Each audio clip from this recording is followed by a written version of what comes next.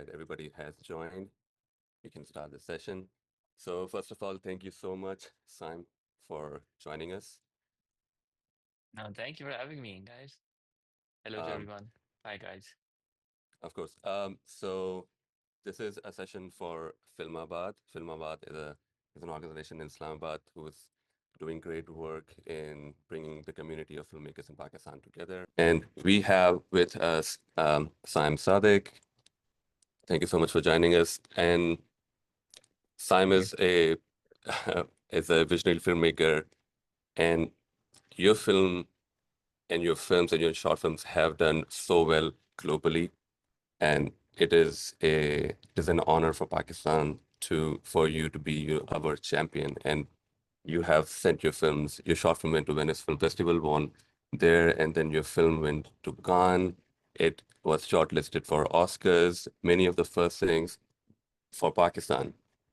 And you tell stories that deal with identity and that are talk about talk about people who are marginalized in our society.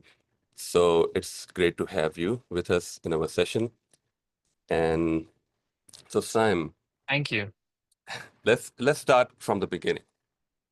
Before you jumped into this world, before you made your first shot, who is Sam? Oh, I was a student who was not particularly good at studying. I was very studious in until my O levels and A levels, and then after that I got into LUMS, which is a college in Lahore for those who are not from Pakistan. Um, and my goal was like literally I could see life only up until getting into LUMS because that's what my parents wanted me to Hmm. do. And I got into lumps and I was like, okay, I never thought what happens after I get into lumps, so I'm just gonna have fun. So I kind of I majored in anthropology, but I mostly just like faffed around, like like hung out with my friends and just did films, watched movies. Um, yeah, just hung out all of Lahore. And I took up photography for a bit in the middle, and then I started making these short videos for like student clubs and stuff in Lahore. And that's where sort of, and I always liked writing, so that's something that I continue doing since I was a child.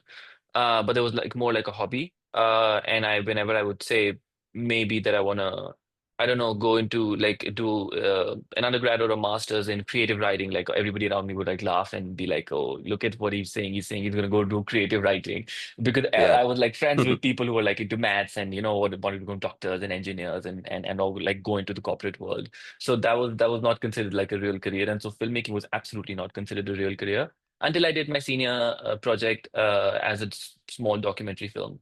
And then when I started doing that, I was like, oh, I really like it. And I like the Hmm. camera. I like shooting people. I like sort of, just the idea of mise en scène. I enjoy that a lot. It's something that kind of, and of Hmm. course, I always told stories in the form of writing. So then sort of those two worlds came together and I was like, I want to do film. Hmm. And, yeah, there was no looking back. Then I worked as an AD for a year with Sarmat Kusud on a television project, and then I had applied for my master's, so I got in and I went for my master's, and that's where the shorts happened, and that's where Joyland was written for the first time, etc. So yeah. Amazing, amazing. So when you were studying at LUMS and with your focus on anthropology, do you think that that kind of defined how you look at people, how you look at stories? What definitely defines who I am and my worldview in a certain way, as I'm like in a maybe partly conscious, partly subconscious way, because I had this I don't know, just general. I till date I have this. I was having this conversation yesterday with someone. I have this very keen interest in people, which makes my job very interesting for me. Like apart from the cinema part of filmmaking, just the idea of being interested in people and being interested in characters and their lives, and that just comes so naturally to me, and that's something that, of course, I think definitely, if not was given to me, but certainly was honed by anthropology. And just this also just this lack of judgment. Like I've realized that I don't have to put in an effort into not being judgmental like most people. I think that's something that was given to me by my education in anthropology. because you have to go into Hmm. different cultures and you have to look at them with sort of not the lens of what you believe in, what your morality or what your sort of way of life is. You have to kind of just take those people or that culture for what it is, um, and not have a value judgment on that. So I think those things really help in sort of forming characters and having a more human and emphatic gaze towards anyone. Even people that you vehemently disagree with on certain things, but you Hmm. can still view them as people. I think that ability is certainly something that was given to me by spending time with anthropology. Right, right. Awesome. So, because this session is so short, and we want this to be really beneficial for the filmmakers in Pakistan, I was thinking about how we can talk about things that can really help navigate our filmmakers. So, so you made some shorts, and when you were making these shorts, and when you went on to make your feature, how did you think about bringing these stories back to Pakistan? Like, अगर हम Pakistani industry के लिए कुछ बनाते हैं या कुछ सोचते हैं, there are very limitations. There are so many limitations कि हम stories किस किस्म की बता सकते हैं, किस किस्म की बना सकते हैं. So when you were writing this, you wrote this short, and that was a proof of concept that you developed into a feature. Did you ever think that this is going to go back to Pakistan? And were you solely focusing on sending it out to festivals? And what should the approach for an average Pakistani filmmaker be? That do we make short films for festivals? How do we bring everything back and represent it in Pakistan? No, the thing is, particularly with the short films, it was not, and also with Joyland, if I'm very honest, I'd never thought about uh, who I'm making it for. I was making it for myself. Like आप किसी के सबको उर्दू समझ आती है, I'm guessing यहाँ पे, right? Yeah, yeah, I mean, just because maybe that's a better, at least we can switch back and forth. Um, yeah. I never thought about कि इसके लिए बनानी है या ये कहाँ चलेगी या ये कौन देखेगा या किसका इंटरेस्ट है, मेरा इंटरेस्ट है ना. I think that's enough. I think this idea of preempting what the audience and who the audience is and trying to sort of act smarter than we are and being ahead of the game, this is not our job. And we've kind of this is unfortunately um, there is an economic aspect to filmmaking, especially feature filmmaking, short filmmaking as well. But of course, it's not considered a business. But feature films, particularly theatrical or on streaming, they are considered very much a business. They have to be profitable for the industry to flourish, etc. But there are plenty of people who are taking care of that job. There are execs, there are companies, there are producers. I think as filmmakers and as writers and directors, it's okay for us to not think about it because there are people whose entire job is to think about that all the time, and they will force you to think about it. So I think Hmm. on its own, I try to preserve myself from taking any of the extra burden. Even now, when I have the experience of going through Joyland and sort of understanding the commerce of it all, I don't care about what the audience is going to be because I can never preempt it. Joyland got a far bigger audience than I could ever have anticipated for that film. I thought nobody's going to watch that film, but I was happy to make it for myself. So I made it to my taste. There's only one viewer whose taste and that's yourself you know Hmm. and I think you should be honest to that viewer. You should try to make a film that you like, because ultimately otherwise you'll end up making a film that maybe partially a lot of people will like but nobody will actually like fully, or that nobody will like because it'll just be a Frankenstein monster of your idea of what people want to watch. And I think, like I said, I don't think that they and it's a hard thing to do now. As you grow older, you become aware of the fact that, of course, if I'm making a film that's slightly expensive, that's also slightly risky, then you're worried about the fact that, oh, is it going to recover money, etc. So, but the job Hmm. should not be to increasingly worry about those things. It should be to take that worry out of your head and focus on the film and the story, Hmm. because the biggest of films don't work and the smallest of films do something amazing sometime. Many times we see it over and over again. Hmm. So, I don't, I don't think it's a healthy thing to think about, and particularly because people obsess over it so much these days. Yeah. Like the money in Hmm. movies is almost become the money has become way bigger than the movies. And I find it very strange when actors, writers are talking about this, directors are talking about this. I'm like, this is not your job. There's a whole Mm-hmm. paraphernalia of people who have been created, studios and execs and all who and agents and Yeah. everybody who's thinking about this over time. You don't have to think about it, you know. Mm-hmm. And yeah, that's just my way of approaching it, at least for now. We'll see how successful or not it is. Right. Because the only thing is that you can only be true to yourself, and that is a place where you should start. अपने साथ आपने सही Yeah. होना है, और आपने जो film बनानी है, that is for yourself. And when you become true to yourself, that is what people like. Agar, like for example, the language of the film doesn't matter because it did so well in places where they don't speak that language, and still they were coming out to see this because they were Yeah. really, really attracted by the authenticity and of the characters and the deep emotions of the characters. So, so you should think about how you can make it true to yourself and the subject matter that you're working with.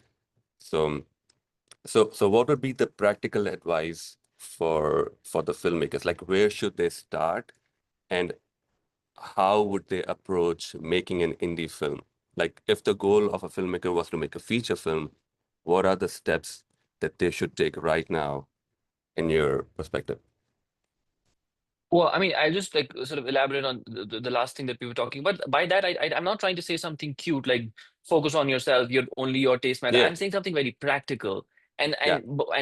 to add to that, and to answer the question that you're asking now, I think you should always be aware of the resources that you have. I'm not saying that you should like go willy-nilly and being like, oh, I want to make this big film and oh, nobody wants to watch it, but you want to watch it, so you should make it. Like, of course, you won't be able to do it.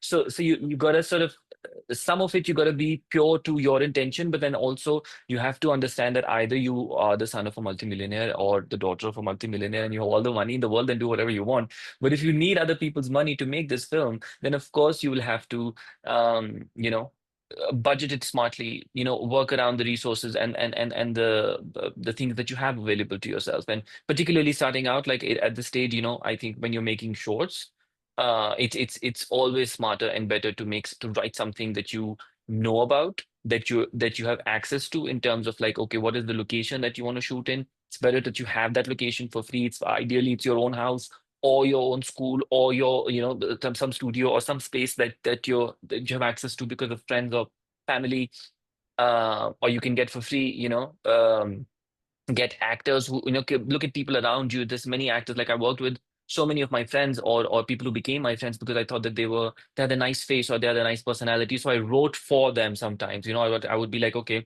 I can't hire a real actor, but you have a really interesting cinematic sort of, like my I did a short film called Nice Talking to You, and Mhm. the lead actress in it is, she is my friend. She's not an actress, but she had such like a vibrant personality. It was such a great fit for that particular film that I got her. I got her a trainer to learn sign language and all of that. That I workshop with her, and so I like look around you, and there are many things that are already existing that are interesting, that are fascinating, that you would know a lot Mhm. about. Write about that, make films about that, or try to at least see how you can utilize the resources that you have available to yourself already.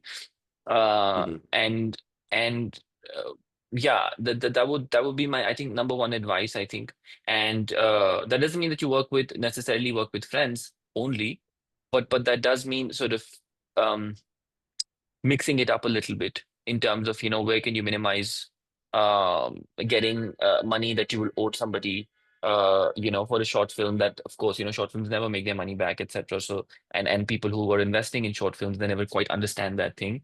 They always expect, Mhm. maybe this one will earn money back. There's not a single short film that is, maybe they'll break even, but there's not a single short film, I think, that has been particularly like profitable for Mhm. anyone. That's not the point. The point is for you to exercise the muscle, and also just to keep, don't think of a film as something that has to be necessarily big.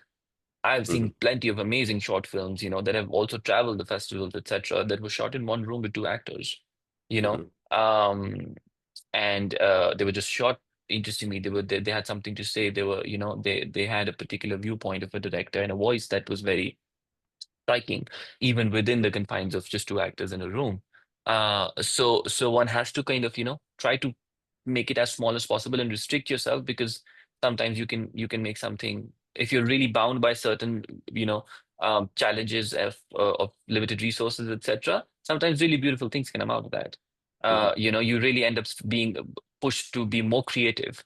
Hmm. Because if you have a big stadium and 100,000 extras or whatever, you can do a lot of things, of course, that, but you'll end. Hmm. But if you really have to just stuck in one room with two people and you have one camera and you're like that's when you really be like, how do I make this watchable and interesting and specific? Hmm. And where does my voice come out now as a director? Um, so I would say, don't look at restrictions as a bad thing. They can be a great thing sometimes. Hmm. Thank you so much. I think the the direction and the goal of going on to make a feature-length film, and of course your first debut film, we only hear about it when it comes out, right? And we find out that okay, Sam has made a feature film and it's doing really good in the circuit, and people are enjoying it, watching it, and they're really held by the emotions and the concept of it. But that journey from making a first shot all the way to the feature, in retrospect, it's not that easy. And you have to find a sense of direction of who you are and what you are making. And you have to start from something very small and then lead up to your debut feature. तो वो जो journey है, it's not that simple, it's not that easy. So how would you help our filmmakers to start that journey, or and that can lead to a film like this? Uh, I mean, AI just don't. There are many things, but I think every person, of course, faces a certain kind of difficulty in making their first film and in sort of coming up into the industry.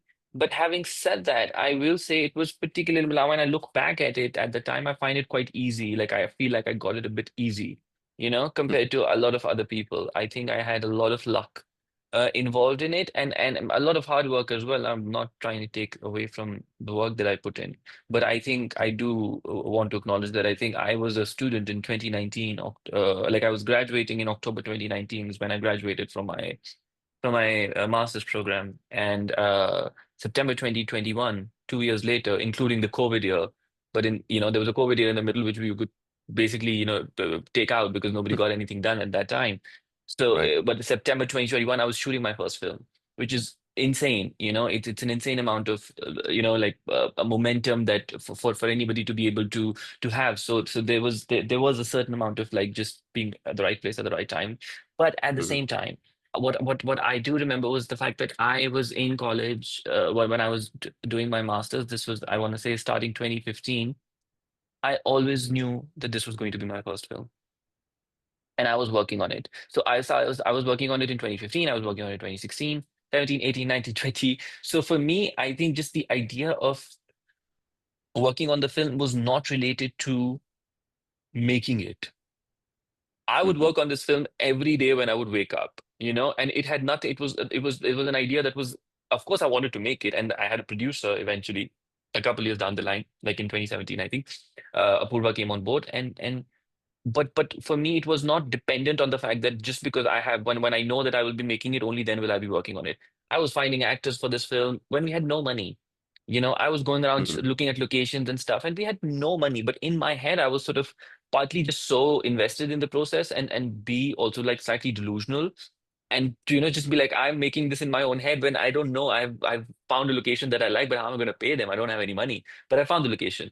I found actors. How am I going to pay them? I don't know. I'm Hmm. telling them that yeah, things will happen. So there was a certain amount of sort of pushing for it, and you know sort of what you may call it, manifesting it to happen in a certain way. But at the same time, Hmm. it was also, I do think I was happy to spend a day working on this film without any assurity from the world that they are going to help me make it, Hmm. because I loved it that much. I was interested in my own film or in that own story on that world and those characters that much. And I think if you somehow can develop that stamina or find that germ of the story, which doesn't take effort from you to work on it, you can just work on it, happily. It's a joy to work on it, Hmm. on your own, that you kind of it feeds you and you feed it back and forth. I think that's a very useful thing to have in at a time when you're trying to make it. when you don't know if you'll make it or not, because it can, I understand it can be a very, very tough time. And some days you get, of course, I would get frustrated, I would get very anxious, etc., etc., being like, okay, things are not happening. Mm, but there's no way of knowing how long it's going to last. I have friends who are more talented than me, who went to the same program at Columbia and me, who still haven't been able to make their first film. I have been able to make my first film. Why is that? I don't know. Many of them are white. They're in the US, they're in Europe, they're in Latin America, they're everywhere where there are more resources to make a film. It's more possible for them to make a film. It's just, but somehow Hmm. I, as a Pakistani guy where no films happen at all, was able to Hmm. make my film. Now, how do you explain that? You can't. It's just a matter of many factors coming together. So you don't really know how long that struggle period is going to be, but what you do know is how sort of, there are ways of managing it. And there's also, the last thing I would say is to have a community. I think I have a community of friends who are going through the same thing, who are trying to make it, trying to make films, who are interested in films, so that you can share ideas with them, share, trade scripts, do your workshops, etc., with each other if you don't have anyone else. I think that can also just be it's a really fulfilling thing, because again, you kind of find the joy in the process instead of the success that comes after making the film. Yeah. Hmm. Yeah. Very well said. So you mentioned communities, right?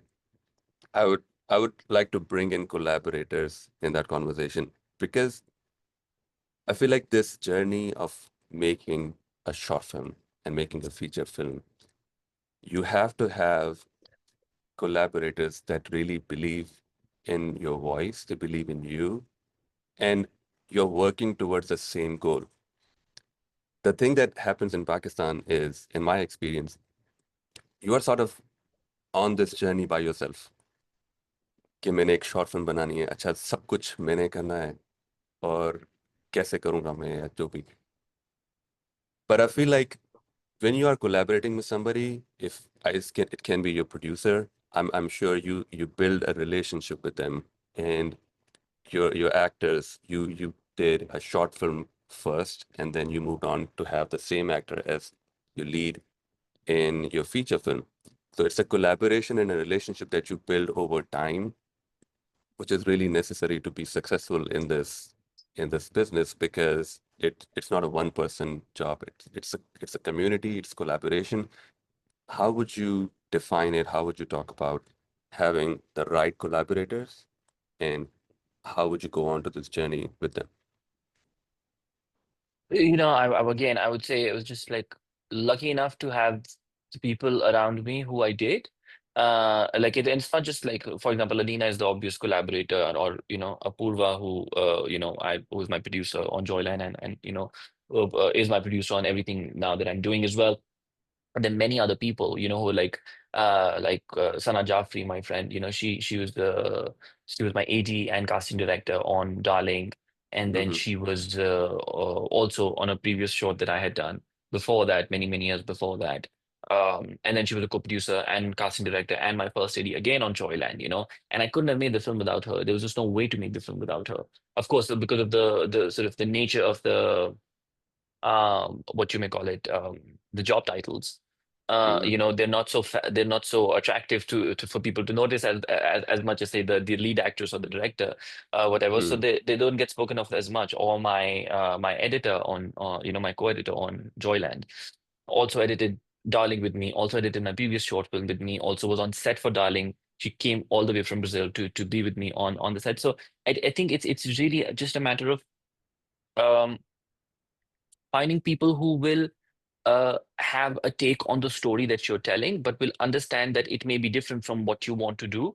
And eventually you have both the space, you as the director have the space to hear their opinion truly, their critique and their opinion, and it may differ from what you want to go for. But ultimately, they also have the respect and the distance to be like, this is what I feel, but this is your film as a director. So ultimately, of course, you do what you want to do, and you can have that back and forth and that exchange without feelings involved. Without getting hurt, because ultimately you have that trust that even though this person may have a different idea in this point in time, but they want the best for this project. They want the best for the scene. So there are many Hmm. times we would disagree. I would disagree with my DOP, Joe Sade. I love him so much. I'm working on him with him on my next film as well. And we would disagree, but I had this, like, because we had spoken already enough, we had spent time with each other talking in like to insane amounts about the film, but also spending time with each other talking about just general things, because he was a collaborator who came to me who wasn't a friend of mine from before. So Hmm. we would Zoom every week and talk, and we got to know each other on a personal level as well. And I think that also is really important because that's where you develop the trust, and that, like, sort of like a trust that it can also exist outside of the working relationship. And I think that's really Hmm. helpful, because even when you disagree, I think you want to believe in the fact that everybody on set is somebody that you can trust and they want the best for the film. And so that keeps that, I don't know, just gives opens your brain up to whatever suggestions other people are giving, instead of getting defensive about it, or to getting argumentative about it, etc. Hmm. And because and that sort of exchange is really when the best work happens, I think. When you're disagreeing with someone, and when you're even sometimes arguing or fighting with someone, I think that's really healthy, but you've got to Right. conduct it in a healthy way for you to be able to reap the benefit of that, because you kind of explore new and find new things about a scene, about a performance, about a shot, and the scene gets better because of that back and forth. Yeah. Um, so just adding on to that, how do you find your collaborators? Because one of the things that happens in Pakistan is we don't reach out to people. We are really reserved and really conscious about what we are making, and we just keep it to ourselves. And we don't make an effort to reach out to people. And you and I, maybe we are one of the privileged ones that we get to study and we get to be in a place where we are surrounded by people like that. And networking is really essential in that manner. And you reach out to people, even people you don't know. You think that you have the same kind of you have the same vibe, so you reach out to them and you ask them to be on board on a project just to foster that relationship. So how would you suggest people in Pakistan to be connected? Like Filmabad is doing a great job of creating a platform where you can connect to people and you can talk about projects. But how do we get rid of this? Um, how do we get rid of this feeling of not trying to connect or not reaching out to people? I think that, of course, some people are really good at it. Even I am not very good at sort of, reaching out for the sake of reaching out. I'm not particularly good at it. Somebody does it, I like really respond, and I try to, meet them or interact with them. Um, but I feel like, the best way to do it is to just be available and on the lookout for actual work, because I also feel if you're looking for collaborators, you can of course really like and enjoy, like, have a great time chilling with someone, but may not have a great time working with them. And Hmm. and for a collaborator, I think both are very important, but one is more important than the other. You should be able to work with this person, and Right. people's work personalities are sometimes very different. So I think just if somebody is making a short film and you have those 3 4 days free, go and be a part of it, even if the pay is not great. Just do it, because what you're going to get out of just being a part of short films, is because the commitment is not so big. There's a lot of learning to have to be had, and there's a lot of people to meet. There's a lot of actors, a lot of collaborators, DPs, ADs, editors, etc. People are always looking for good ADs, good, and there are many who are there, but you should be able to find out who is somebody who you're going to have a sort of a personality match with. So I would say just volunteering to get into spaces of work where people are working, and just going there. And even if just you could, go for one day and of shoot, if you're a filmmaker, like upcoming filmmaker, and you should just try to be on set as much as possible. It is not necessary that it's your set. It should be any set. That in fact you learn so much from other people's sets, more than you learn on your own sometimes. Especially in the early stages, because you can see different styles of working of different people, and you can be like, oh, I like this. This is a nice way of talking to an actor. This is a nice way of sort of organizing a set, or how they do blocking, etc. And, oh, I don't like this behavior. This is not a kind of behavior. I don't like it when I'm a member of a crew and some director is talking to me like that. I don't like it. You're not going to do it when you are the director and you're talking to your crew, right? So you pick up on these Hmm. things and you kind of create your own personality as a working director, and it's really really helpful. And of course, in the process, you find people that you want to work with, like Sana Jafri was talking about. I was working on a short film called Pasban, The Caretaker, in 2016. and my actress Merbano, she was like, oh, and there was a smaller part in the short, and she was like, oh, my friend can maybe do it. She's a theater actor, and I met the friend, and she was like, yeah, I like the small part, I'm happy to do it, but I want to, like, I like you, I want to assist you. There's another job, and I was like, oh, I'm looking for an AD. You want an AD? She was like, I don't know what an AD does. And I was like, okay, maybe we could talk about it. And so she just went on Google. She told me, she tells the story all the time. She went on Google and she just like, what does an AD do? And she learned all of those things, and then she came back and she was like, I think this is this and this and this. And I was like, yeah, but I had been an AD before, so I told her other things of what it takes to be an AD. She was a fantastic AD on my short. She was an AD. She ended up being my AD on like two other shorts after that and my feature film. And she was a co-producer on my feature film. But that was the beginning of her film career. She was just there was just an interest, and she had the impetus and the energy to invest some Mm. time into it, and to offer herself, to learning. Uh, yeah, and I think if I try to be more like her as well, and I think everybody should try to be more like her too. Right. So, of course, you often feel you meet your collaborators on set, and so most of our filmmakers in Pakistan, they feel unsupported, they feel isolated. So, how would you suggest them coming out and being and telling the stories that they want to tell and be honest to themselves? What would your advice be for them in that manner? See, the thing is, uh, my thoughts on this idea of like filmmakers are not supported in this country. They keep changing depending on now. Yeah. I'm at a phase in my life where I'm like, it's a very like I have made a feature film that has done reasonably well. Mm-hmm. Am I supported in this country by any means, or not at all.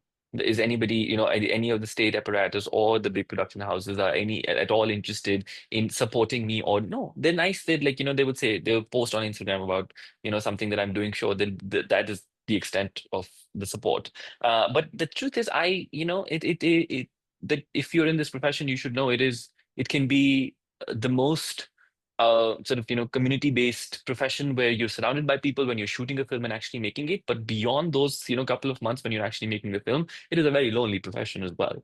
And so I think the struggle should be to how to be supportive enough of yourself, and not look for that support from other places. And the way to support yourself is to watch movies, allow yourself to, again, all the things that I said before, to kind of keep yourself in training, constantly try to find out what more is it that you can learn, that you're interested in, develop a Mm-hmm. discipline in terms of writing and stuff. And because ultimately you don't need a lot of support. You just need that, one or two people who are going to give you the money for the film, and a couple of actors who are going to say yes. You don't need all the actors in the world to love you. You don't need all the people with money to like you and to give you money. You need one or two people to give you enough money to make that film. Right. So in that sense, of course, it's nice for validation and, so getting support from people, but you don't necessarily need as much as you think you do. Usually you're able to go by with the means that you have for yourself, and again, whatever small community of people that you have, that you trust, that Mm-hmm. you want to share your scripts with, that you want to jam with, that you want to give feedback to and take feedback from, etc. That's enough. You don't necessarily need more than that, and that to get that support is your job. It's not anybody's. If you've Mm-hmm. chosen to be in this profession, if I've chosen to be in this profession, I can't expect to be like, I want to be a filmmaker, nobody's helping me. Well, why should anybody help me? They didn't ask me to everybody was telling me to go become, to do something else, do something that was Mm-hmm. probably more stable, more, if I have chosen this profession, then it is my job as an adult man to gain the support, or to look for the support that I want, right? It's not, nobody owes me anything in that sense. So I have to create that community for myself. It's my responsibility. So I think sometimes we kind of just, get in a whiny mood, which is okay and it's completely allowed. But we should not forget that it's if it's our decision to do it, then it's our job to make it happen as well. Mm-hmm. So looking back at your journey, where you started from this short film and went on to make this feature film, and you're continuing to make other projects. So what is what is the one mistake that you did that you would, if you were to ever do it again, what would you try to avoid? What are the hurdles or mistakes that you would I did try to everything perfectly. I'm joking. I'm joking. I mean, what in terms of the filmmaking, or in yeah, terms of into or just anything, the whole process? the whole process.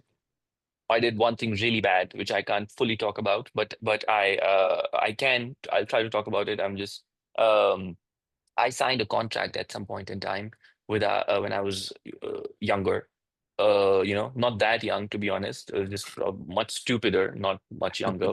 I guess I signed a contract without reading it, and I gave away the rights to a script of mine in perpetuity to this awful, awful producer who did not pay me at all and ended up, having the rights to that particular script. And then when I tried to make it, she bullied me because my idea of wanting to make a film involved getting paid a lot of money, and my idea of wanting to make the film was just to make it. Uh, Mhm, and I had to go through like a whole legal process to get her off my back. And I did that because I was so desperate and eager at a point in time in my life. I think it was like 2017, 2018, in those years. That okay, if anybody is willing to work with me, I should just yeah, take whatever you want. You want the rights, you want the in perpetuity, take anything, just like allow me to make the film. mhm, That I didn't do my due diligence. So I would say I yeah, just being sometimes being so over eager and enthusiastic is also not a great thing, because you end up being dumb and stupid, which I was, and I hope I don't do that anymore. But I would strongly advise people to never, never, ever sign anything as a writer that you worked on. Uh, Even if you're getting paid, I wasn't even getting paid, but even if you are getting paid, make sure that you get a lawyer. Spend some money out of the money that you're getting. Spend some money on getting it checked by a lawyer, and yeah, sometimes you think that people will say, oh no, this is how it happens, this is how much you get paid, and this is, but you should always make an effort to fight for better, for better contracts, mhm, as writers and directors particularly, and also as like in any no matter what department you work in movies, mhm. you should try to get a better deal for yourselves always. Yeah, and I think the enthusiasm and the eagerness to be a filmmaker and to make something, people in Pakistan, they exploit you. They make you do Absolutely. things that you don't want to do, and they make you become part of a project in a way that you don't want to be in. So it's always important to be present and be aware of what you're working on and what you're working towards. So I totally agree. Thank you so much for sharing that. And so can you talk about a little about your next project? Like what, so you made this feature, it did really well globally, and you got the recognition on it. So moving towards your next project, what has changed? Has something changed in a way that you approach a project differently now? Yes and no, I think I would say, because the way I approached Joyland was had a lot to do with the fact that it was my first film. So it was, I was kind of finding my way on what works for me, what doesn't work for me. And also because of the nature of the film. I think the process or the way you approach a project or a story depends a lot on what the film is, and what it requires from you. I think each film as requires a different thing from you as a writer and as a director as well. I haven't directed the film, so I don't know if how that process would be different. But as a writer, certainly, like I've been working on two films and I've written two scripts in the past 3 years, and the process even for both of those has been very different. One has been more uh grueling and sort of in an emotionally sort of draining way, and the other has been a little bit easier in a certain way, and a bit more clinical, I would say, because that story is a bit more removed from me. It's an adaptation of a book. So of course, when you have that, I had adapted a book as a writer for hire for somebody else before, but I'd Hmm. never adapted a book for me to direct. Hmm. And I really loved this book that it was sent to me, and I really wanted to tell that story, but the story was already there. I didn't have to create the story. I didn't have to completely create the characters. I changed a lot of things, etc. Of course, I adapted it, but that process was very different. Just again by nature of the fact that it's an adaptation, but also by nature of the fact that it was a story that I that wasn't entirely mine, and there was a certain level of comfort in that because I was able to view it a bit more objectively. You know. So there was a little Hmm. bit of emotional detachment, but there was also an objectivity, which I liked.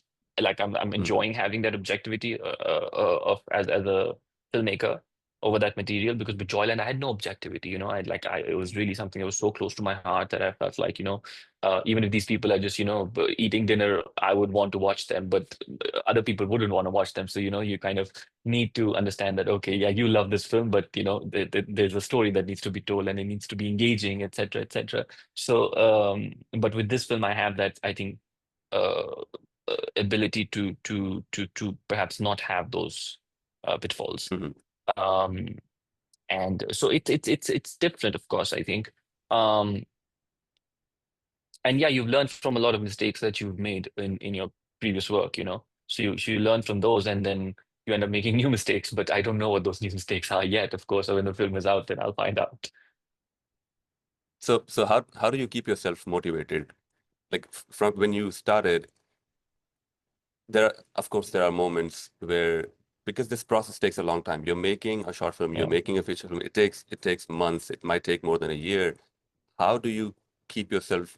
How do you keep true to yourself, and how do you keep yourself motivated? Because that is one of the hardships of being in Pakistan and making something, that sometimes you feel isolated, like I said. And so how do you feel like keep going, and what motivates you?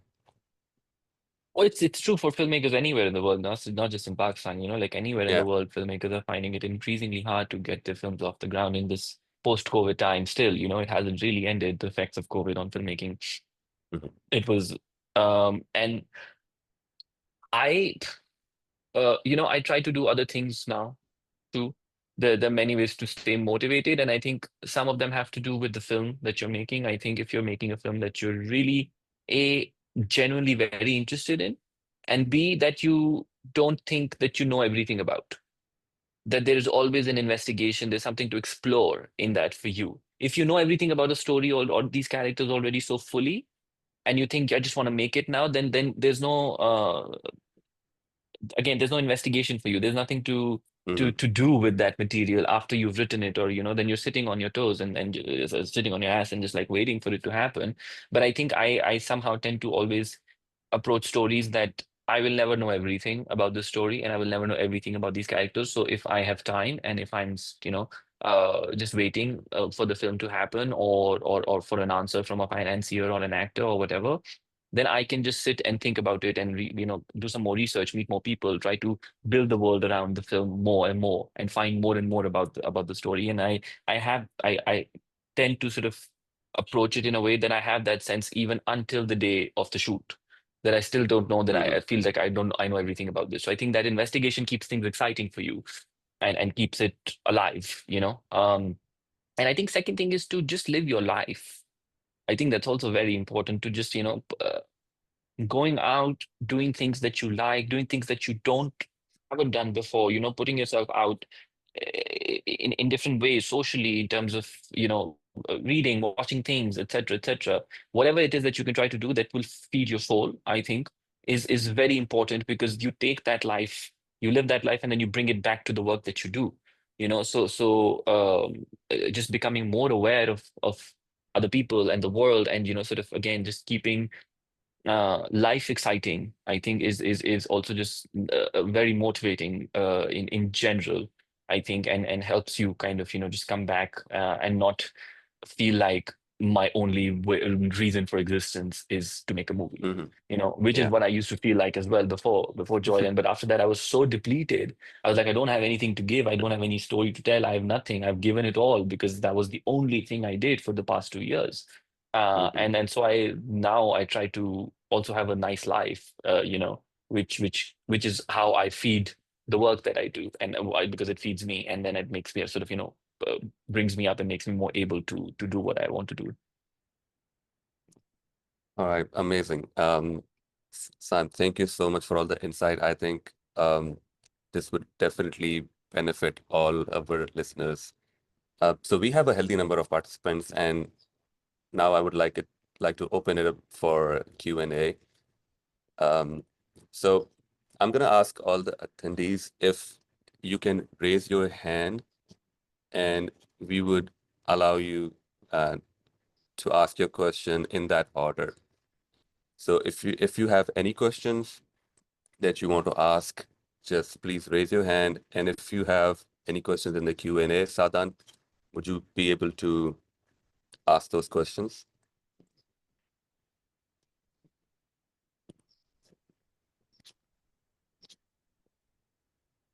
Yeah, let's Sadan, so yeah, can you guys hear me? yes, we can hear you.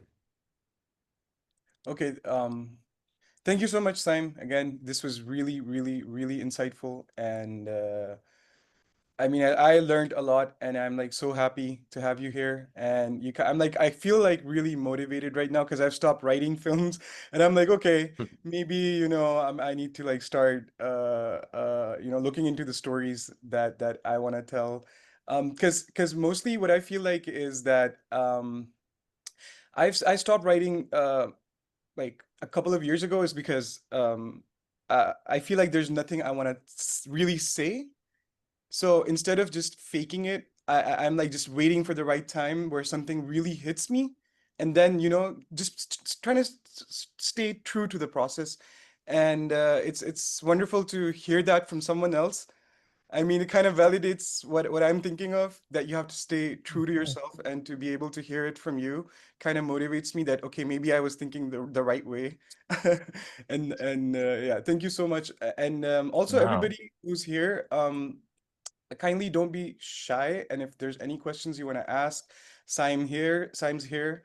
And yeah, so you guys can write it as well, and we'll be able to kind of mention the question so that Saim can answer it. Mhm. So I see two questions in the Q&A. One is that what's Sam's creative process when he's directing professional actors and first-time actors? First time actors and sorry, first time actors and professional actors? Yeah.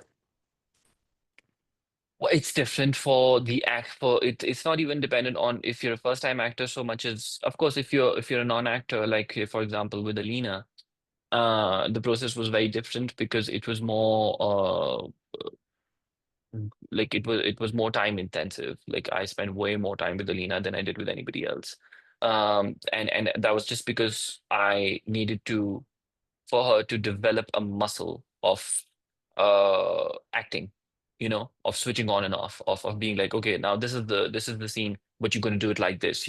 Now this is the same scene, but you're not angry at all. You're supposed to come at it from a different emotion, just to keep her invested in and sort of help her develop her own process as an actor.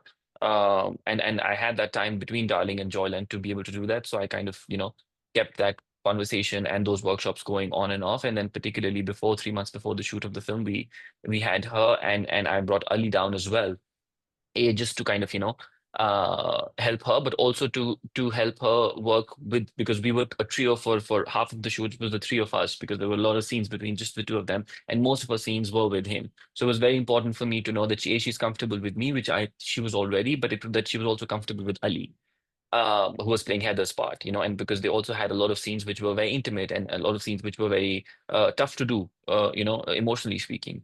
So we, I have to thank Ali as well, and I have to thank her because they both gave it that kind of time and effort. Um, of doing exercises sometimes. Sometimes we just go for dinner. Sometimes we would just sit and talk. Sometimes I would just, one day they would be, I would just be like, okay, now today you just like listen to music and, just start dancing with each other together, just to kind of break the ice as much as possible. And, with other actors, I would say, um, it again, it differs from each actor. Like some actors, you need to sort of be aware and open to the fact that every actor demands a different thing from you. So you can't have one approach for non-actors and one for all the main actors. Because we had, in terms of like the trained actors, we had Salman Pirzada, who was playing the father's role, and of course but he was old, so he's a great actor, but he has a sort of a short-term memory thing going.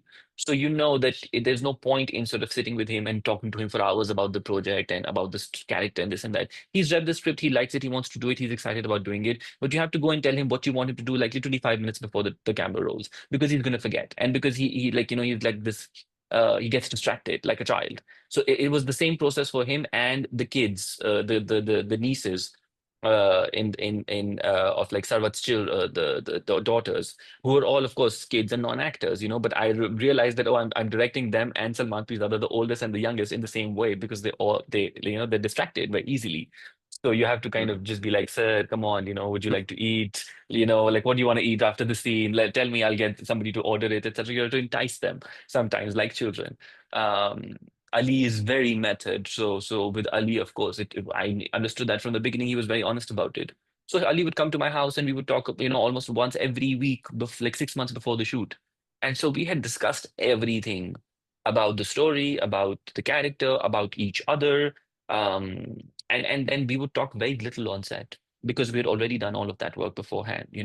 Rasti and I would talk a lot on set because Rasti is a more impulsive actor, and she was cast a bit late, so we didn't have a lot of time in workshopping. We only had like probably like a week, 10 days max, I think, to sort of, engage back and forth. And then she was shooting. So I knew that I would require it would require for me to spend more time with her on set sometimes too. And it wasn't like I was sitting with her for a long time, but of course it would be just we both had to collectively find something, and we did. And then at some point I was just like, okay, because she's so impulsive, that it was just fun to kind of go and give her a direction, and then she would be able to turn the scene around entirely, just by that one little direction. And she would respond to those impulses. So it's very different for every actor. You just have to see what their process is like, and what they respond to better, and you have to kind of adjust as a director to that instead of having your own process of directing actors. And then trying to apply it to all the actors, particularly in a film like this, which is like a film of an ensemble nature. It's harder to do that, but you should definitely try to do that. So we have a question, like two questions that are kind of similar. It's how do you find your first producer, and is it any different now than it was before after you made your feature film? Well, I found my first producer. Now she's my last producer. She's going to be my Hmm. producer forever. She's not somebody who invests money. She was in my class in the first like the when I was writing the first draft of Joyland in a classroom. She was from the producing track, but some producers would also take writing classes. So she was in that class for that whole year, and so she saw me write that script and present 10 pages every 2 weeks, and she was reading it, and she was writing her own script, and we would give each other feedback, etc. as well. And then at the end of that class, she came up to me and she was like, I want to produce it. And I was like, sure. And that's wo din hai, Raj ka din hai. She's still my producer. She doesn't, of course, she's not an investor. So, and she lives in LA. So again, I would recognize the fact that I had it very easy because I also have like the best, easiest working relationship with her. And it's just so convenient that, like how I have her being in LA also allows me to have a footprint there in a certain way. And But yeah, so she gets the money together and puts the project together once I've written it, and is a part And of the creative process as well beforehand. and what was the process like raising money for the film? Well, we didn't raise any money for 3 years, and then we raised all of the money in like 5 months. It's again, it's really crazy. We was trying to raise money from 2017, 2018. I would say we started trying to raise money. We didn't raise any money in 2018 or 19 or 2020. I think it was in October 2020 that Apurva and I did this film independent fast track lab, where there were like 3 days of speed dating kind of meetings of like, we had 60 meetings spread over 3 days, so 10 minutes or 15 minutes each, 15 minutes each. And they were all on Zoom. So because it was COVID times, and we pitched the film over and over to like 60 people and then after that, out of those, I think maybe like half of them were interested, and we sent them the script, and out of that we got the first financier came out of that. Like things like these, like creative producing labs, or sort of marketplaces which create spaces for you to be able to meet agents, sales agents, producers, financiers, etc., studio execs, etc. Those are always good because you can always, they're helpful in sort of, uh, widen, even if you already have some context, we still do those things because, it helps you to widen that network of people that because they may not want to work on you on this film, but they might want to work on you on the next one that you're doing or the one after that. So, yeah. Mhm. So another question is, would you suggest that a first-time filmmaker work as an AD before directing their own short feature, or to get an idea of being on set? 100%, 100%, 110%. There's not a more thankless job than being an AD, but there's also not a job that's more like I was an AD for a year on a television project, and I was I must, if I'm very honest, I learned as much from Colombia as being an AD on that for that 1 year with Samakusat.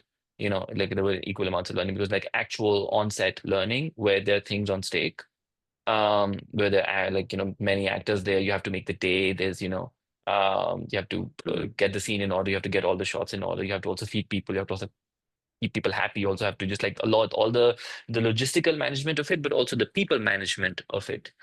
And Mhm. in managing your own emotional state while you're managing the people, I think that's a great skill to learn from being an AD, and then it's very, very useful when you're a director, I think. Mhm. Yeah. And I would also say it's a good place to start. Like I've also worked as an AD on multiple sets. You get an idea of all departments because you are a liaison between all these different departments, and you kind of know how every department works. And that is good Yeah. for a director as well to know how to communicate, because what you are as a director, you have to be a good communicator with your actors, with your all departments, like even from development all the way to post-production. So I would say yes, Absolutely. working as an AD on set can definitely Yeah. help. And to build a stamina for being on set, because a lot of people want to make Right. even people who've made short films and now want to make a feature or want to just Mhm. straight up make a feature. Making a feature just like physically requires a completely different kind of stamina. You make a Mhm. short film, you're shooting for 2 days, 3 days, max 5 days, chalo. But Mhm. you finish the whole thing with less than a week. But here you're shooting for like 6 weeks, 7 weeks, 8 weeks sometimes. You know, Mhm. uh, and you realize you start depleting. You get sick in the middle. Everybody gets sick in the middle of a feature film shoot. At least once. And then you have to recover from that, but you can't stop the shoot. You have to still show up on shoot and still and do your best and not snap at anyone while at it. It's a job that requires a lot of physical stamina as well. And so I think just again going on set as much as possible, your set, anybody else's set, I think that muscle is just so helpful, and you thank yourself when you're actually directing your own film to all the experiences that you had, which may not even be great experiences, but they're necessary Mhm. experiences. But also if you're an AD, it's also important because if you're AD for a long time, sometimes when you're directing, you're not present. So when you Right. switch hats and become a director, you have to be present emotionally as well, not just, As well, not just, Mhm. yeah. Yeah. So there's a question about what advice would you give your younger self if they started now in this point of time? Ah, I don't know. Myself, I don't know. I would not have taken it even if I was giving it. I know myself, so I would just be like, there's no point in Mhm. giving him advice. He's not going to take. I like it's really maybe I would just like the same thing. I would be like, don't sign things that you don't know what they are, because that was really like it was like it took I want to say like a year and a half of my life, and it was a lot of anxiety and stress, and unnecessary, and a lot of feeling of just like being treated unfairly and exploited, which of course caused me a lot of trauma. I would probably tell myself not to do that, not to because I ended up causing myself that by signing something without realizing it. But apart Mhm. from that, I would say so. I've touched wood. I've had a good. Again, like I said, I've had a lucky running. So I think if that was certainly caused by some good decisions and some bad decisions or mistakes that I made, but it's all good. It's all part of who I am now. So I don't necessarily um, feel like I should have done something differently, and I don't have Mhm. like that kind of regret about anything apart from that one thing. Mhm. So how do you work on subtext? So if a character is doing nothing and they're sitting idly, like they're talking specifically about a scene with Heather and Nucci sitting with Sanya Said in a drawing room, like they are doing nothing. But how do you keep the subtext Uh, there? Does it start with writing, and how do you directed For on which set. scene in which they're sitting, Sania Said and Ali, in which everybody's sitting? Is that the scene where like sort It's of a the it's a scene where it's a big scene with Sanya Said in the drawing room. right. Well, it's uh I never it just sort of comes more. I think you gradually it develops gradually. It's not something that happens on the first time that you write a script. You have to write it again. Like I wrote like the draft of Joyland that we shot was draft number 18, if I'm correct. 17 or 18. Mm, So by that time it's not something that you want to the pressure that we put on ourselves to be like I want to write a first draft, but it has to have a great story, it has to have great pacing, great characters, a lot of subtext as well. It should have everything.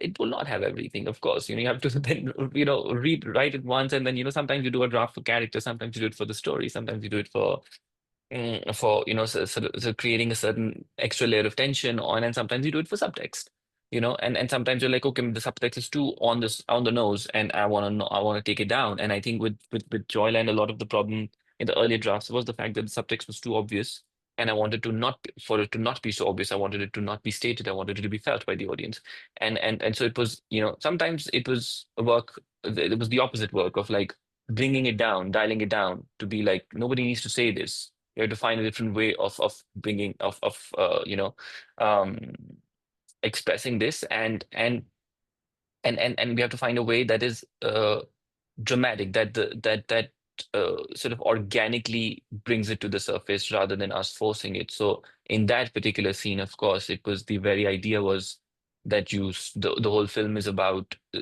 about desire and patriarchy, but you think that it's only Ali's character who's, in the beginning at least, you think it's only Ali's character. And then slowly you're like, no, it's also Biba and Mumtaz's character. But the idea was very much to be like, no, it's something that everybody in the household struggles with, and you slowly bring that to the surface. You can't have it all happen at the same time. So it's in the Joyland sequence, it was like that one night where everybody sort of, the father's desire comes to the fore, Sania Said's desire comes to the fore a little bit, etc. And all the secrets are sort of, bubbling up to the surface because it's that, you kind of past midpoint in the film.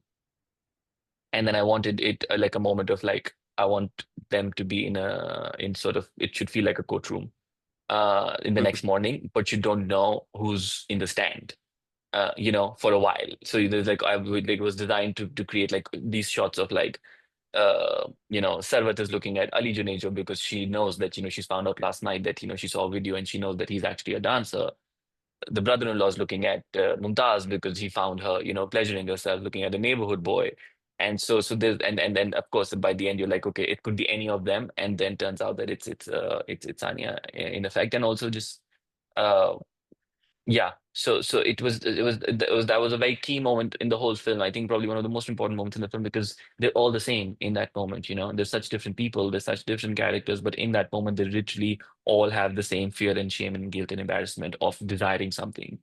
And that was something that was we had clearly in our mind, and then we were like, okay, this is the first time we're going to do big close-ups in the film. The film doesn't have a lot of like big close-ups Mm, of like just a face, and this was like one of the few times that we did like a very tight, straight, dead-on close-ups of everybody. And they had to be exactly the same shot size, so that we feel the fact that they're all connected with that. And then, so if you kind of create visual rhythms and you find ways of communicating that, and then the subtext will come to the viewer, subconsciously, through other means that you've created, mostly visual. great answer. Thank you so much. Um, so we have a question about in Pakistan, people are making films from Balochistan and South Punjab, in Saraiki. So can the language change the narrative, and also regional films can change the indie market? Understand the question. Yeah. Me neither. Like, and then language change the narrative? Of course, it Yeah, will that's the change question. a little bit, but not really. Depends on the story. You can make the same film in Saraiki, you can make it in Punjabi as well. It can be about the same things. Yeah, Of course, because I culturally, it's not the language; it's the culture of that place that might affect the. If you're telling the same story set in New York City, and then you're doing the same story set in Bahawalpur, of course, there is a different geography, there's a different traditional society versus not very traditional society. There's a different culture. Those Hmm. things will affect the story, but the story could very well be the same thing. But of course, the space and the culture that you're setting the story in will, of course, have an effect on the story. Um, Hmm. Yeah, I yeah. think the context matters, and that defines the rhythm and the pace, and a lot of different elements come together if the place is different. So there's a question about, so when you started Joyland, I'm sure you had other ideas too at the same time. What made Joyland stand out for you? Even now, I'm sure the other stories interest you. How do you know which one you should focus your energy on? You wait and then you forget about the idea that you're not interested in. It's always like when I had Joyland's idea also, I was like, and because it always happens to me, uh, I was like, oh, this is a great idea. I wonder if I'll be interested in this 2 weeks later. Right now, I think Hmm. it's a great idea, but I don't know if I'll wake up tomorrow and I would have forgotten it or I would remember it. So that's the only test for me. I think you just have to spend time with it. And some ideas you think they're amazing. Like in the middle of the night, sometimes every night I have a movie idea at 3 a.m. And I think it's the best movie in the world. And the next morning, it's a shitty movie, I realize, and I'm not interested and I've forgotten about it. So you just have to wait and see. Hmm. There's no other way, and also sometimes the story, when you have an idea, it starts developing itself in your head, instead of, or it dies down. And when you know that it's kind of becoming bigger and bigger in your head, like it's expanding on its own, um and you can't stop thinking about it over a period of time, then you're like, okay, I'm gonna invest in it. I'm gonna invest time in it and actually put it down and start outlining it and being devoting it more proper time and discipline. So I see some other questions, but you've already answered them in our session. And so we'll also be sharing the recording with all the attendees. So they should be able to see those questions. Okay, And I have a so question about, uh, there's one more question. So how do you go about developing your film's characters specifically for their behavior and personality traits? Like, do you depend them on fictional characters or like real life references? Sometimes I do. Um, like, I mean, the one thing that you should know is, like, if you're writing a film, particularly when you're younger, I think, or in your first couple of films, I'm saying this because I feel like this has happened to me in the 3 films that I've written so far, is that all the characters will have a part of you. You will be conscious about it or you will not be conscious about it, but it's better to be conscious about it, or to grow, to become aware of the fact that, okay, this character is speaking like me. But if you're not aware of it, then you might end up writing all the characters in a certain way that they all speak like you. So it's better to just try to become aware of the fact that, you are, as a human being, you, again, no other person as well as you know yourself, in a conscious and a subconscious way. So when you start to write dialogue, you don't even know, or you start to write behavior, you don't even know, but most of that behavior is coming from your life experience or coming from you. So there is a superimposition of your personality onto every character to a certain degree, and it's best to become aware of it so that you don't end up writing the same character in, or not making all of your characters speak in the same language or speak in the same way, because people speak differently, people behave differently. So for that, then I try to look at, some people, again, just by nature of the story, some characters are just so clear from the very beginning. Like, I remember Biba and Mumtaz both had such clear, distinct characters in my head from the very first day that I had the idea for Joyland. It was just an idea in my head. Of course, they got developed and they became more fuller, but they were like, Biba was always very feisty. She was always very sort of, loudmouth, aggressive in a certain way, angry, um, it demanded space. Mumtaz was always ambitious, but also um, naive and innocent in a certain way, and did not have that kind of energy that Biba had. So I did these two women who were always very clear to me, and then but Heather was much more tougher because um, he had to kind of just be. I had to do a lot more work on him over many drafts to be able to figure him out. And so I think, yeah, you borrow from yourself, you borrow from people around you, and then of course, you should always rely on your imagination as well. It's like not like you can't write some character that doesn't exist around you. You can create a person that, may not make sense to you because you haven't seen that person, but it could make sense to you instinctually, and you should go for that because we haven't met all 7 billion people in the world. So, whenever somebody says, "Oh, people don't be, nobody can behave like that," or you're like, "No, that's not true." If you think if you can make it convincing, you should make them behave like that, but then try to make it as convincing as possible. That's the job, instead of changing the character and turning that character into somebody who's more palatable. Um, yeah. Mhm. Uh, Yes, Sadan, you had said yeah. something. Okay. Sorry. Sorry for the interruption. Okay, so a lot of emails we received. Uske, there are some technical questions. Are the age-old question is ke, does the equipment matter? Does the camera that you're shooting with matters? And also, film is a visual storytelling. So how do you approach that? So I had at least like 5 to 6 questions that how do you decide on visuals with your DOP and your team? But since Joyland was visually so aesthetic and beautiful, how do you decide that? And what's the process like? And also like what equipment did you use? There's three questions are that what equipment did you use making We Joyland? shot on an we shot on an Alexa, like it's a classic, I think.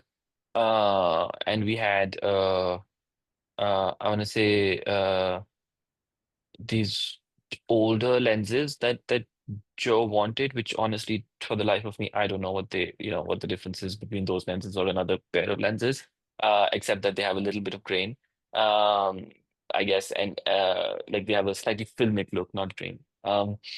And so that's the camera that we used, and we had a zoom lens, which I was particular about because I wanted to use the zoom lens, and there are very few of them because people don't do zooms anymore that much. Now they're doing them again, actually. At that time, they didn't. It was not a fashionable thing to do.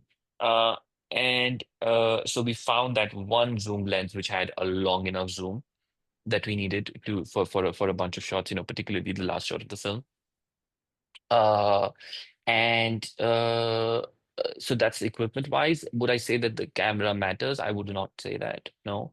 I think anything DSLR-ish versus, once you put it on anyways, if you're projecting it onto a screen, of course, maybe then the difference would show. But if it's something that you're going to consume on your telephone or your television or your laptop screens, then all no matter what you've shot on, kind of pretty much comes back to the same basic. Of course, if you shoot on like on a on a better camera, of course there will be a better result.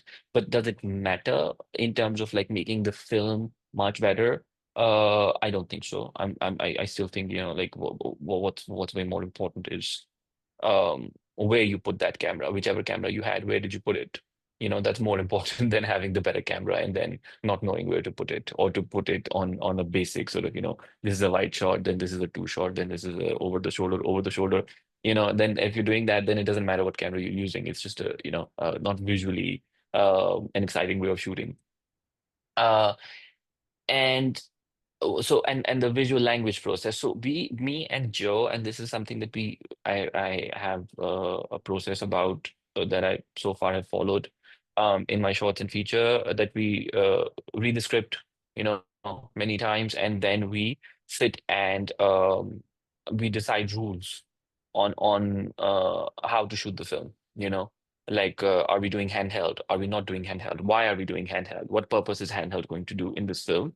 And because what happens is then you ascribe meaning to all of the techniques for yourself.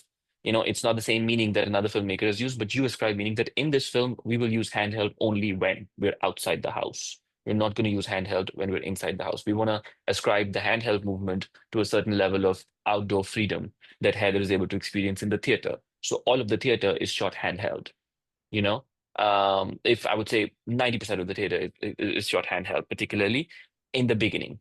And then the house, all of the house in the beginning particularly, is shot on sticks, is shot on a tripod, so the camera can move, but it can only move in a very stiff formal way. Like, it can move on a track, it can pan, but it will never have this sort of shaky handheld, alive, breathing quality to it.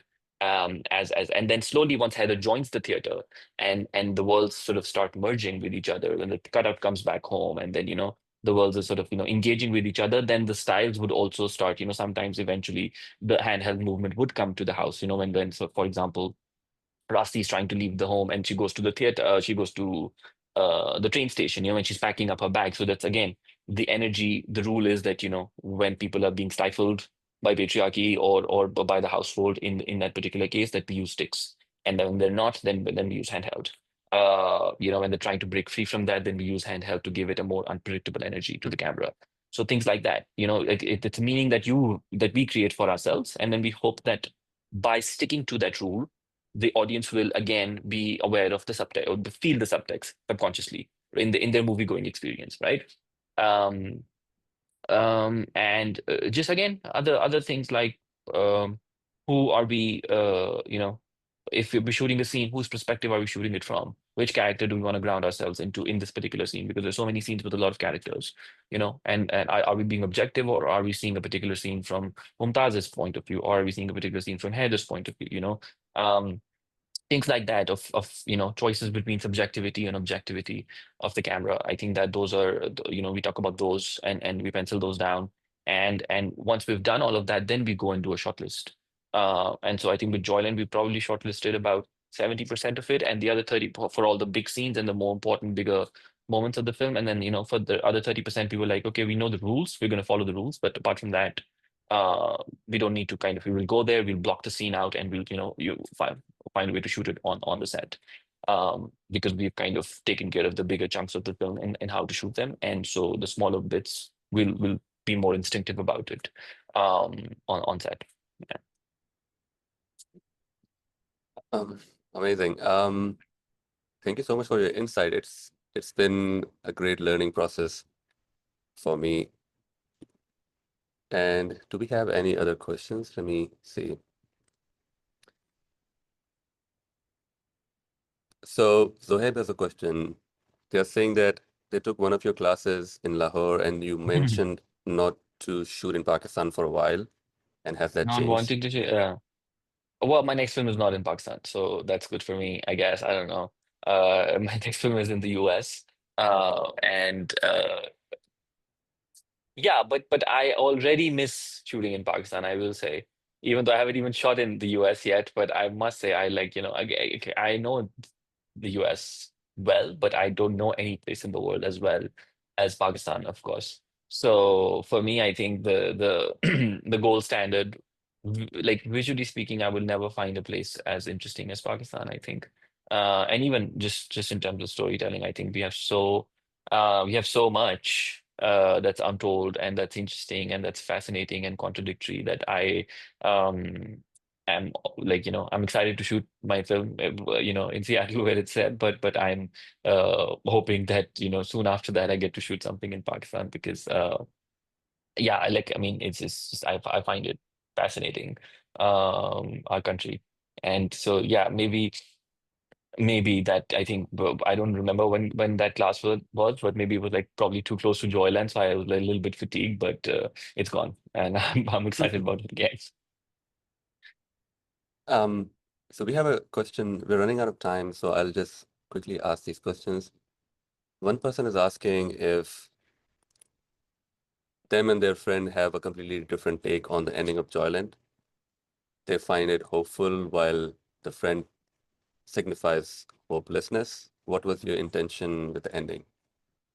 My intention was that you should both be able to have your own opinion, without feeling that one has to be right and wrong about it. It's not a mathematical equation, it's a movie. What you feel is true, and what your friend feels is also true. And that's what's nice about movies, that they don't have to be reduced to one particular correct answer. It's Mhm. your relationship with that movie is your relationship, and that's as valid as the anybody else's relationship. And what I I think think is irrelevant.